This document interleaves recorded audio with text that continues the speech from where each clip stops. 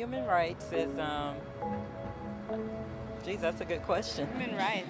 Oh, that's a tough one. Wow. I would probably have to do a little bit of homework or something. Rights that humans have. That's a very large debate. Menneskerettigheder kan betyde mange ting. Taken for granted that they're there, but we don't even consider what they are. So, what are human rights? Rights that humans have. Correct. It's how you expect to be treated just because you're human. Some of these rights include the right to live freely and the right to speak your mind. Today, we're gonna discuss a human rights violation known as human trafficking. But first, we're gonna have to Do a little bit of homework or something. Human trafficking is the illegal trade of humans against their will for the purposes of sexual exploitation, forced labor, or modern-day slavery.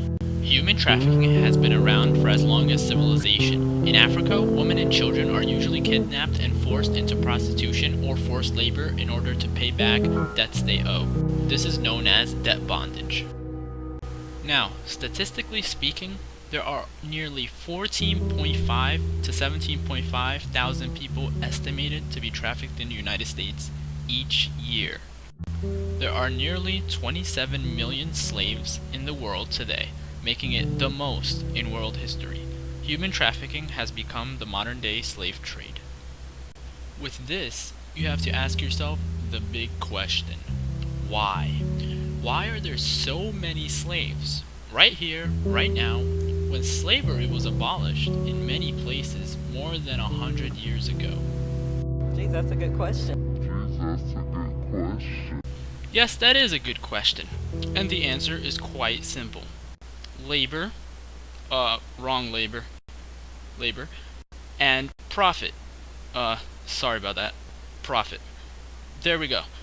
But I'll get to that in a second. You see, children are targeted for their usefulness in domestic servitude, as well as girls for sexual exploitations. Many people would pay lots of money for these kinds of services, and with this high demand comes an even higher supply. Runaway teens are prime targets for human traffickers, and it is estimated that 1 in 3 teens will be lured toward prostitution within 48 hours of leaving home. Now, back to the big two: profit and labor. You see, children can be sold over and over, performing the same labor many times for many different people. This means that any potential buyer can earn back his money and then some. It is no surprise that human trafficking generates $9.5 billion yearly in the United States alone, and is only growing.